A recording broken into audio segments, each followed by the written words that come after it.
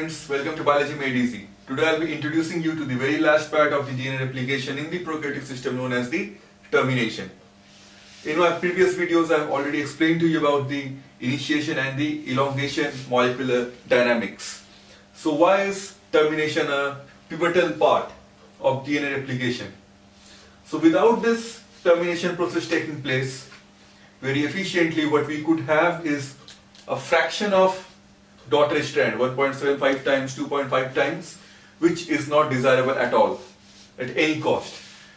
So this termination process is the process that makes sure that you only get one daughter strand after one round of DNA replication per cycle. How does it all take place in E. coli?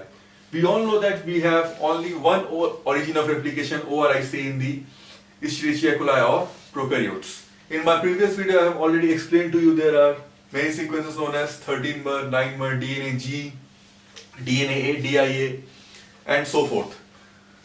So, ORIC is only one in number, so there is only one replication fork. But the replication forks, the only replication fork originates bidirectionally in both the directions from this very origin of replication. So I have named it replication fork 2, replication fork 1. They both would have opposite direction. This would be clockwise, this would be anti-clockwise. Now you could see there are 5 clusters of various sites. This side 5 and this side 5. This is the point where the two replication forks meet eventually. So this set of 5 sites, total 10 sites, are known as terminator sequences, or in short, ter site in the prokaryotic system. Ter sites are 23 base pairs in length, and this entire site is of roughly, you can say, more than 100 base pairs. Now, the thing is,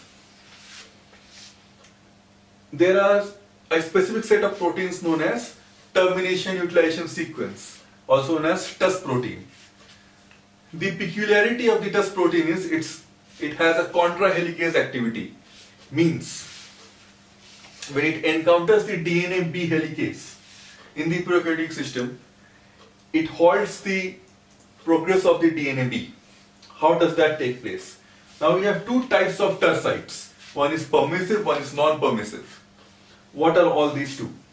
So there is a molecular dynamic between these two sites, permissive and non-permissive. How does that take place? See, if you take into consideration only replication fork 1, then what happens is, suppose this is the replication fork 1, this has a direction in the anti-clockwise direction. You can also visualize here that these sites, these ter sites, J, G, F, B and C, also have a direction which is same, which is equivalent to the direction of the replication fork 1. Now, they are the ter sites. They will be bound by the TUS protein. But when this replication fork runs through or bypasses this site, it doesn't get halted. It doesn't get stopped. It doesn't become seized. Why? Because these are the permissive ends. Permissive ends means its direction is same as that of the replication fork. So when the TUS protein comes and binds to these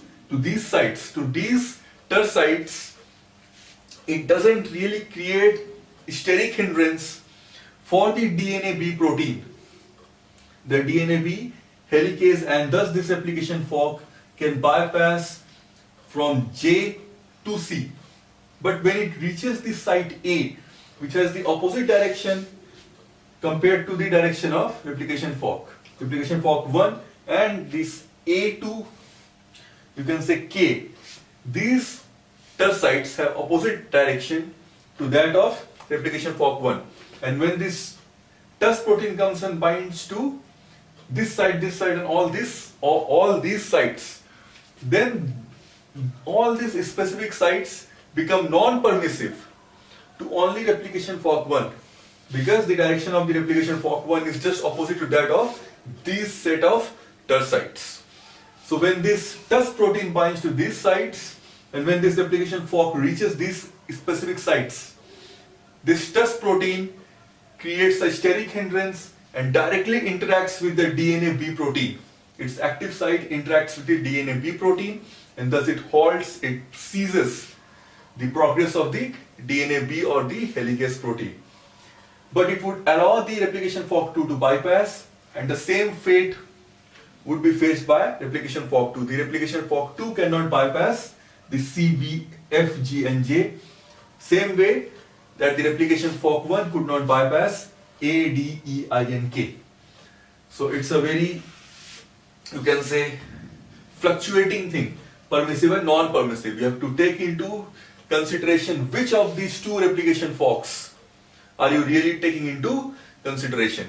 Depending on that, your permissive and non-permissive TUS sites would keep on differing.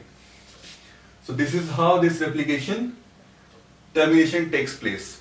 Now, what really happens is, if this replication fork could really bypass through this, and you know, in biology, in chemistry and in physics, nothing is ideal. There is no such ideal gas, solution, spring. In biological system, there is no ideal, what is called, you might have heard your teacher teaching you to draw a cell, putting a round or compass here. That's completely, you know, vague, because there is no cell which is completely round. So in biology also there is nothing called as symmetrical.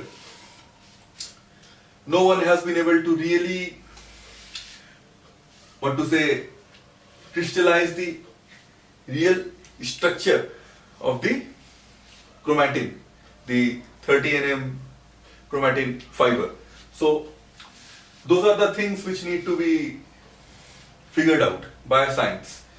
So the thing is, the speed or the pace of these two replication forks would invariably vary. They would not be the same. Suppose replication fork 1 has a speed greater than that of replication fork 2. Then what would be the consequence? The consequence to this problem would be, replication fork would complete or would reach this very point before replication fork 2. And if it could somehow be able to bypass this from A to K sites, then what would happen is, it would keep on synthesizing this very daughter strand of DNA, suppose till this point. And then replication fork 2 would come in and reach this point. By that time, you would have 1.25 daughter strands. And then replication fork 2 would also keep on going, would keep on bypassing these sites. So the ultimate result would be pretty vague. Means you could never reach the end, you could never be able to terminate this replication, and even if you do, you would have a fraction of daughter DNA strands. So in order to prevent all this predicament, what happens is, both these forks cannot bypass either end. Replication fork 1 is not able to bypass this end from A to K. Replication fork 2 is unable to bypass this end from C to J. So eventually what happens is, after this replication fork crosses this point, it reaches A. After this replication fork crosses this point, it reaches C. So there is a bit of overlapping in the end. Even though it cannot bypass A, but it would reach till here, and this replication fork would reach till here. So we would have a bit of a overhang kind of thing, a kind of overlapping. So in the end, the overlapping ends are broken down, excised, digested in a process which is similar to the double-stranded break repair path, pathway, and then they are resected and they are further resealed. So that is how the termination process really completes itself. So if you have any further queries, do post your comments in the comment section below. If you really like this video, then please hit the subscribe button, the like button, and do hit the notification bell. Thank you.